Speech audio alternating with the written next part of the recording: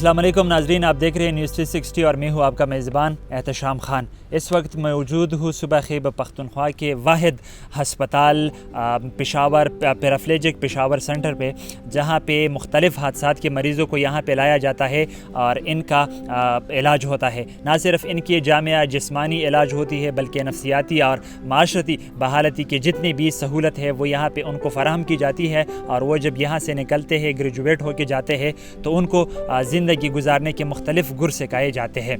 जब यहाँ से ग्रेजुएट होकर बाहर निकलते हैं तो वो ना सिर्फ ज़िंदगी में अपने आप को एक ज़िम्मेदार शख़्स उनको माना जाता है, बल्कि वो वापस यहाँ भी आते हैं और इस हस्पताल में वॉलंटियरली रज़ाकाराना तौर पर जो और मरीज़ होते हैं उनकी भी काउंसलिंग करती है। ऐसे ही मेरे साथ एक ग्रेजुएट मौजूद है, इंजीनियर इरफान साहब, जो ना सिर्फ पाकिस्तान टेलीविज़न में एक जॉब भी करते हैं बल्कि यहाँ पे आते हैं वॉलंटियरली तौर पर, रज़ाकाराना तौर पर यहाँ पे मरीज़ों की भी काउंसलिंग करते हैं। तो आइए उनसे बात कर लेते हैं। थैंक यू इरफान साहब। शुक्रिया जी आपके आने के लिए भी। जी सबसे पहले अपना तारुफ कीजिए। मेरा नाम इंजीनियर इरफान है और बाय प्रोफेशन पीटीवी पेशावर में एज ए टीवी काम करता हूँ और वज़ीरिस्तान से मेरा ताल्लुक़ है। अच्छा, ये बताइए इरफान साहब, आपके साथ वाक़या किस तरह पेश आया था और फिर अपने किस ने आपको बताया था कि यहाँ पे इस तरह का हॉस्पिटल है और फिर आपका इलाज किस तरह हुआ था? जी ये 11 अक्टूबर 2010 की बात है, जब हम इस्लामाबाद जा रहे थे। गाड़ी के टायर कमज़ोर थे तो उसकी वजह से वो ब्लास्ट हो गए थे और उसके बाद शिफा इंटरनेशनल हॉस्पिटल हम गए और शिफा इंटरनेशनल हॉस्पिटल में बाकायदा इलाज हुआ। वहाँ पे पता चला कि इवन यहाँ पे मैं 1-2 किलोमीटर के करीब ही रहता हूँ पीटीवी कॉलोनी में। हमें उस वक्त इतना पता नहीं था कि यहाँ पे इस तरह का सेंटर है। तो वहाँ पे पता चला कि यहाँ पे इस तरह ट्रीटमेंट हो सकती है, रिहेबिलिटेशन हो सकती है। शुरू में तो माइंड में यही था कि यहाँ पे आऊँगा और मैं ठीक ठाक अपने पाँव पे चला जाऊँगा, लेकिन बाकायदा यहाँ पे उन्होंने ट्रेनिंग दी, बाकायदा बताया कि किस तरह आपने ज़िंदगी गुजारनी है और एक फ़ाल शहरी जिस तरह होता है, जिस तरह नॉर्मल लाइफ एक बंदा गुजार सकता है, सिर्फ वो स्टाइल चेंज हो गया लाइफ गुजारने के लिए। तो इस व्हीलचेयर में लाइफ गुजारने के लिए जो स्टाइल अपनाई जा सकती है वो बताया उन्होंने और वो गुरु में हमें सिखाया जी। ठीक है, तो आप जब यहाँ से ग्रेजुएट हुए, फ़ारिग हुए, सेहतयाब हुए, बाहर गए, तो फिर आपके जहन में किस तरह ये आइडिया कि नहीं मुझे जाके वॉलंटियरली भी जो मरीज़ है उनकी काउंसलिंग करनी चाहिए, उनकी जो माइंड सेट बनी है कि नहीं हम माजूर है, हम कुछ नहीं कर सकते, उनका माइंड सेट करने के लिए या बनाने के लिए आपके जहन में किस तरह ये आइडिया है कि नहीं मुझे भी वॉलंटियरली इनको काउंसलिंग करनी चाहिए? शुरू में जब इंजरी होगी तो घर मेरा करीब है, क्योंकि तो यहाँ के CEO जो हैं डॉक्टर इलियास सैयद साहब, वो कॉल करते थे कि आप शाम को आओ, यानी ड्यूटी के टाइम के बाद आप यहाँ पे आएँ, लोग गेम खेलते हैं, आप उनके साथ गेम खेला करें। तो उनके साथ घुल मिलते थे, गेम खेलते थे, सबके साथ इंटरेक्शन होती थी, उनकी इश्यूज़ का पता चलना शुरू हो गया। 1-2 के इश्यूज़ सॉल्व करना शुरू कर दिए तो यहाँ तो रेगुलर पेशेंट आते रहते हैं। तो जब ये लोग घर चले गए और पेशेंट ज़्यादा होते गए तो हमने कहा ये तो 1-2 बंदों के लेवल का काम नहीं है। तो मुख्तलिफ दोस्त बैठे इकट्ठे हमारे साथ और हमने फिर ये डिसाइड किया, जो यहाँ के ग्रेजुएट थे, यहाँ के कुछ हमारे पास मेंबर थे, तो उन्होंने ये डिसाइड किया कि इनके लिए जो सर्विसेज पैराप्ली सेंटर नहीं दे सकता, इससे बढ़कर जो घरों में या जो अपने डिस्ट्रिक्ट में हैं उनके जो मसले मसाइल हैं उनके लिए फिर हमने ये सोचा कि कोई ऐसी तंजीम होनी चाहिए। फ्रेंड्स ऑफ पैराप्लीज के नाम से एक तंजीम हमने बनाई और शुक्र अल्हम्दुलिल्लाह उसके लिए अब हम वर्कआउट कर रहे हैं और थ्रू आउट पाकिस्तान हमारे ये जो रूट्स हैं वो पहले हुए हैं। ठीक है, तो आपका क्या इरादा है आगे जो ये माजूर लोग हैं उनके लिए आप किस तरह की खदमात अंजाम देना चाहते हैं? जी, अफराद व माजूरी के लिए अब हम कोशिश कर रहे हैं कि लेजिस्लेशन लेवल पे और पॉलिसी लेवल पे इस तरह काम करें कि उनको घर बैठे वो फैसिलिटीज़ हों, या अगर सोसाइटी में रह रहे हैं या गांव में रह रहे हैं तो वो फैसिलिटीज़ उनको अवेल हो सकें। तो इसके लिए लगे हुए हैं लेजिस्लेशन मेकर के साथ और जो हमारे हाई अप्स हैं उनके साथ भी बात मुख्तलिफ़ जगहों पे कर रहे हैं, चाहे वो किसी भी लेवल पे हो, चाहे वो एजुकेशन हो, हेल्थ हो, ट्रांसपोर्ट हो, हर लेवल पे बात करते हैं। जब बात नहीं बनती, जब वो नहीं मानते, तो जिस तरह हमने BRT को सू किया था और उसके बाद आप देख रहे हैं उसमें बाकायदा रैम्स बने हुए हैं, तो हम उनको सू करते हैं, कोर्ट जाते हैं, कोर्ट के थ्रू पर वो चीज़ इनसे मनवाते हैं। ठीक है जी, बिल्कुल। ये इंजीनियर इरफान साहब ना सिर्फ यहाँ पे आते हैं मरीज़ों की काउंसलिंग करते हैं फ्री में वॉलंटियरली रज़ाकाराना तौर पर बल्कि ये जो जितने भी हाई आपसे गवर्नमेंट ऑफिशल्स है, ये इनके लिए भी जो माजूर अफराद है इनके लिए भी आगे भी बहुत कुछ करना चाहते हैं। तो आइए जाके ऑफिशल से मिल लेते हैं और इस हस्पताल के बारे में मज़ीद तफसीलात उन के साथ शेयर करते हैं, क्या मसले मसाइल है, किस तरह मरीज़ यहाँ पे आ सकते हैं और किस तरह इनकी यहाँ पे एडमिशन हो सकती है। तो हमारे साथ रहिए।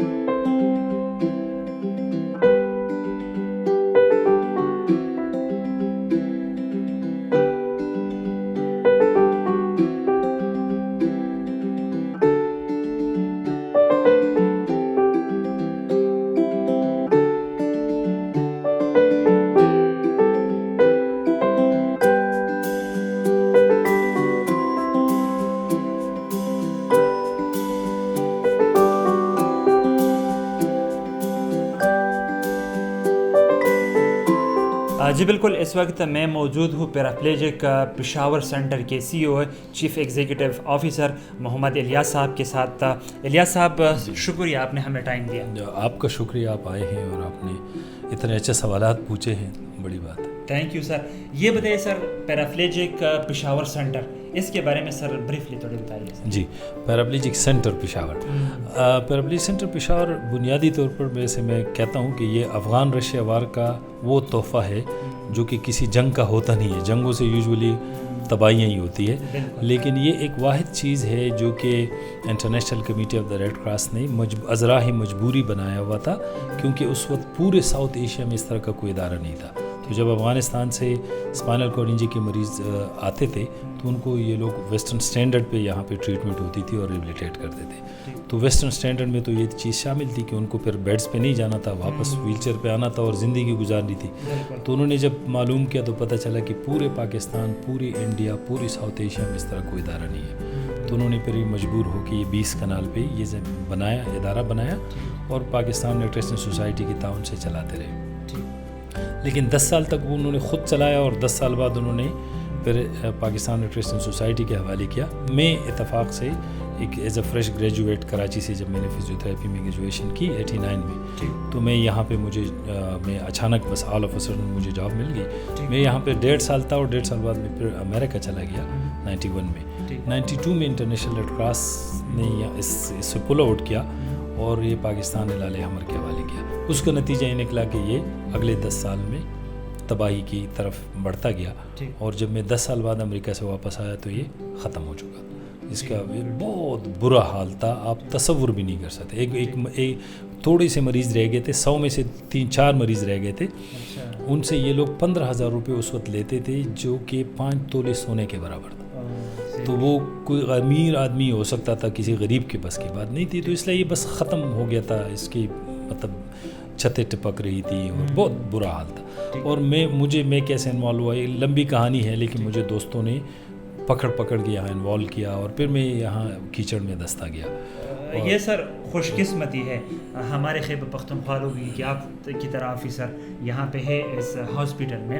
اور آج میں نے مختلف وارڈز کی یا مختلف یہاں پہ جو آپ کے جو کلینکس ہے، جو ڈپارٹمنٹ ہے، ہم نے ان کا وزٹ کیا تو ہم تصور ہی نہیں کر سکتے کہ اس طرح کا کوئی اسٹیٹ آف دی آرٹ یہاں پہ ہاسپٹل ہے. اور یہ پھر خوش قسمتی کی بات ہے. آپ کیا سمجھتے ہیں کتنی خوش قسمتی کی بات ہے خیبر پختونخوا کے عوام کے لیے کہ یہ واحد ادارہ ہے پاکستان کا جو پشاور حیات آباد فیسٹیول. جی بالکل یہ ایک ایسا ادارہ ہے. آپ کو اگر یہ بتا دوں کہ جب یہ اپنے جوبن پہ تھا انیشیلی، اور اس سے اس طرح نہیں تھا، اس سے بہت کم درجے میں تھا، لیکن اس کے باوجود چونکہ یہ غریب ملکوں میں اس طرح کے ادارے نہیں ہوتے تھے تو انڈیا، جارجیا، سیریا اور فلپین نے اس کو کاپی کیا ہوا تھا اس وقت 80s میں. لیکن بعد میں بدقسمتی سے ہماری حکومتوں نے اس طرف کوئی توجہ نہیں دی اور جو ادارہ آلریڈی بنا ہوا تھا وہ بھی خراب ہو گیا. اور پھر وہ جس طرح میں نے کہانی آپ کو بتائی کہ میں انوالو ہو گیا اور 7 سال ہمیں لگے اس کے لیے آرڈیننس پاس کرنے میں، حکومت کو کنونس کرنے میں کہ یہ آپ کا ادارہ ہے، اس کو پلیز ٹیک اوور کر لیں کہ ٹھیک ہے نا. یہ سارا سب کچھ کرنے کے بعد اور پھر وہ آرڈیننس 2 سال بعد ہم نے ایکٹ میں بدلا اور اس کے نتیجے میں ایک پرپیچویلٹی اس کو ملی اور یہ اب ادارہ الحمدللہ نہ صرف یہ کہ یہ بحال ہو گیا، اس کو ادارے ہی کو ہم نے ریبلیٹیٹ کیا پہلے، بلکہ الحمدللہ یہ ادارہ اب دوبارہ پورے لو اینڈ مڈل انکم کنٹریز کے لیے ایک مثال بنا ہوا ہے ایفیشنسی کا اور کنٹرولز کا، فائنینشیل کنٹرولز کا. ہم بہت کم پیسوں میں بہت بڑا کام کرتے ہیں. ہم کچھ ایسے کام کرتے ہیں جو آج تک کسی ادارے نے نہیں کیے. فار ایگزامپل ہم اپنے اسسٹیو ڈیوائسز خود بناتے ہیں، اپنی ویل چیئرز ہم خود بناتے ہیں. Custom made wheel chair western ملکوں میں اگر آپ کسی سے بات کریں کہ یہ کسٹم میڈ ویل چیئر ہے تو وہ کہیں گے یار یہ کیسے خریدا آپ نے، یہ تو انشورنس کے بغیر کوئی خرید ہی نہیں سکتا. لیکن ہم الحمدللہ کسٹم میڈ ویل چیئر بنا کے اپنے مریضوں کو مفت دیتے ہیں، خواہ وہ مریض گلگت سے آئے، خواہ وہ مریض چترال سے آئے، خواہ وہ مریض پشاور کا ہو یا وہ چکوال کا ہو، ڈزنٹ میٹر، یا ایون کہ اگر کابل کا ہو. اس طرح ہم ایک اور کام کر رہے ہیں کہ وہ جو اسسٹیو ڈیوائسز والا جو ہمارا ورکشاپ تھا اس کو ہم نے ایک فیکٹری میں بدلا اور now we are the owner. یہ ادارہ اون کرتا ہے ایک فیکٹری کو جہاں پہ ویل چیئرس نہ صرف بنائے جاتے ہیں اپنے مریضوں کے لیے بلکہ جو اضافی ہمارا ایکوپمنٹ بنتا ہے وہ ہم سیل کرتے ہیں اور اداروں کو اور اس سے ہم کچھ ادارے کے لیے پیسے بھی بناتے ہیں. دوسرا ایک کام ہم کرتے ہیں جو کوئی اور نہیں کرتا وہ ہے یہ ہے کہ ہم پختونخوا کے چترال سے ڈیگ خان تک جتنے صوبے ہیں ضلع ہیں پختونخوا کے ہر ضلع میں ہمارا جو بھی مریض ہے اس کے گھر پہ ہماری ٹیم پہنچ جاتی ہے ڈسچارج ہونے کے بعد اور ان کے گھروں میں ہم wheel chair accessible bath room بنا کے دے دیتے ہیں اپنے ادارے کے پیسوں سے. ہم ان کو wheel chair accessible bath room بناتے ہیں. اگر کوئی ایکسیسیبلٹی کا اور چھوٹا موٹا مسئلہ ہو وہ حل کر کے دیتے ہیں. ان کو ہم جابز دلانے کے لیے کوشش کر رہے ہوتے ہیں. ہم سب کو جاب نہیں دلا سکتے لیکن ہماری کوشش ہوتی ہے ان کو گائیڈ کر رہے ہوتے ہیں ان کو ٹرین کر رہے ہوتے ہیں. ان کو اسکولوں کالجوں میں داخلے دلوا دیتے ہیں. ان کو انکریج کرتے ہیں کہ اپنا کاروبار کرے اپنا. تو یہی اس کا نتیجہ ہے کہ ہمارے یہاں سے اسپائنل کارڈ انجری یعنی کمر اور گردن کی ہڈی جن لوگوں کی ٹوٹ جائے وہ ان میں سے 80% ہمارے ایسے لوگ ہوتے ہیں جو یہاں سے جانے کے بعد اپنے کاروبار کرتے ہیں یا اپنی نوکری کرتے ہیں یا اپنی تعلیم جاری ہیں. جی سر آپ نے کاروبار اور نوکری کی بات کی ہے. ہماری بات ہوئی یہاں پہ آپ لوگوں کی گریجویٹ ہے عرفان صاحب وہ پاکستان ٹیلی ویژن میں بھی کام کرتے ہیں اور یہاں پہ رضاکارانہ طور پر والنٹیئرلی یہاں پہ آتے مریضوں کی کاؤنسلنگ کرتے ہیں. تو اس طرح کی اور کتنی سکسیس سٹوری یہاں سے بن کے چلی گئی ہے؟ کہاں کہاں پہ جابز لوگ کر رہے ہیں یہاں سے جو گریجویٹ ہے یا جو پیشنٹس ہے وہ صحتیاب ہو کے گئے ہیں؟ پچھلے 4 دہائیوں میں یہاں سے 12,000 سے زیادہ صرف اسپائنل کارڈ انجری کے. اب تو ہم اور بھی کام جیسے میں نے کہا پولیو بھی ہم نے شروع کیا ہوا ہے اور کلف فٹ اور آٹزم بھی شروع کیا ہوا ہے. تو اب تو کہانی بہت لمبی ہو جائے گی لیکن اگر صرف اسپائنل کارڈ انجری تک محدود کرے تو یہ ایک ورلڈ ریکارڈ ہوگا کہ کسی ادارے نے 12,000 مریضوں کو ریبلیٹیٹ کیا. اب ان 12,000 میں سے جو کو بہت زیادہ بوڑھے ہو گئے ہوں گے یا کوئی بہت زیادہ بیماری وغیرہ ہو گئی ہوگی تو کچھ شاید گزر بھی گئے ہوں گے دنیا سے.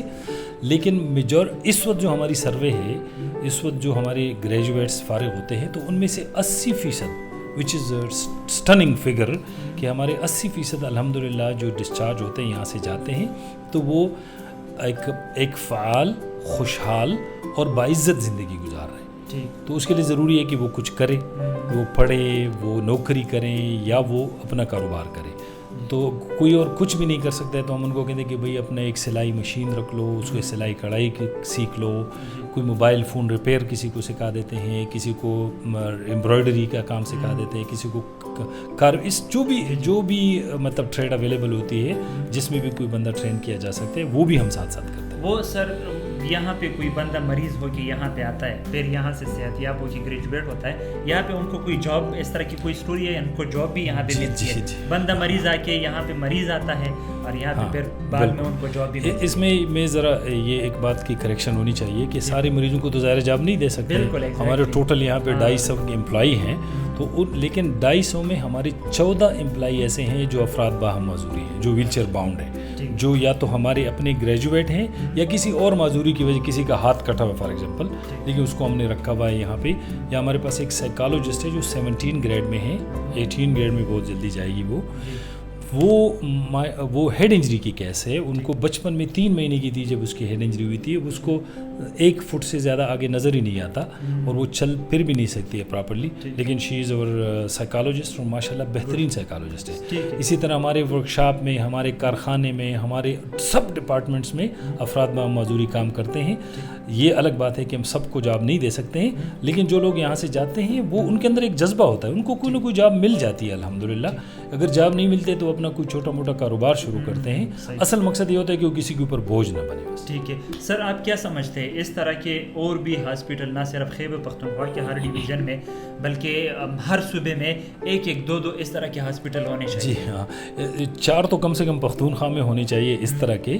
چھوٹے چھوٹے تو میرے خیال میں 20 ہونے چاہیے لیکن بڑے ادارے کم سے کم پختونخوا کی حد تک تو 4 ہونے چاہیے جس میں سے 2 تو الحمدللہ ایک یہ ہے اور ایک ہم بنو میں صدرن ڈسٹرکٹس تو کور ہو جائیں گے انشاءاللہ. لیکن ملاکن ڈویژن اور ہزارہ ڈویژن کے لیے کم سے کم 2 بڑے ادارے ہونے ضروری ہے. اس کے اوپر حکومت غور کر رہی ہے الحمدللہ. مجھے یقین ہے کہ فیوچر میں اس میں ہمیں کامیابی ہوگی. لیکن باقی صوبوں میں تو بڑے صوبے پنجاب میں تو 10 اس طرح کے ادارے ہونے چاہیے. چھوٹے ادارے تو وہاں 100 سے زیادہ ہونے چاہیے لیکن بدقسمتی سے اس طرف کبھی کوئی توجہ نہیں دی گئی ہے. ہمارا ادارہ جس طرح آگے بڑھ رہا ہے آہستہ آہستہ انشاءاللہ حکومتوں کو بھی اور میڈیکل میڈیکل فریٹرنیٹی کو بھی, عوام کو بھی احساس ہوتا جا رہا ہے, تو مجھے یقین ہے کہ وہ دن دور نہیں جب پاکستان کے ہر کونے کونے میں, ہر ضلع میں ایک ادارہ انشاءاللہ موجود ہوگا اس طرح. اور مجھے یقین ہے کہ ہمارے جو افراد باہم معذوری جس مشکل سے زندگی گزار رہے ہیں, جن تکلیفوں ان مصیبتوں سے ان کو گزرنا پڑتا ہے, انشاءاللہ ان کی زندگیوں میں آسانی آئے گی اور وہ ایک خوشحال, فعال اور باعزت زندگی گزار سکیں گے. جی بالکل. الیاس صاحب تھے chief executive officer paraplegic centre Peshawar کے, جن سے ہماری بات ہوئی اور انہوں نے تفصیلاً آپ لوگوں کے بارے میں, آپ مریضوں کے بارے میں بتایا آپ لوگوں کو کہ کس طرح یہاں پہ مختلف حادثات کے پیشنٹس آتے ہیں, پھر کس طرح ان کی یہاں پہ علاج ہوتی ہے, کس طرح ان کو ریہیبلیٹیٹ کیا جاتا ہے, پھر وہ گریجویٹ ہو کے وہ جاتے ہیں, گھروں کو جاتے ہیں, وہ اپنے لیے کاروبار سٹارٹ کرتے ہیں, بعض لوگ نوکریاں کرتے ہیں. اور یہاں پہ انہوں نے بتایا کہ درجن سے زیادہ لوگ یہاں پہ جو مریض بن کے آئے تھے گریجویشن کے بعد یہاں پہ وہ ابھی امپلائی ہے, ان کے ساتھ کام کر رہے ہیں. حکومت کو بھی چاہیے کہ وہ انیشیٹو لے, اس طرح کے ہاسپٹلز بنائیں, نہ صرف ہر ڈویژن کے سطح پہ بلکہ جتنے بھی صوبے ہیں وہاں پہ ہر ڈویژن میں اس طرح کا ایک ہاسپٹل ہونا لازمی ہے. یہ ہاسپٹل حیات آباد, پشاور کا پوش علاقہ ہے حیات آباد, فیز 4 میں واقع ہے. یہاں پہ آپ لوگ آ سکتے ہیں, باقاعدہ ہم لنک میں اس کے کانٹیکٹس نمبر دیں گے.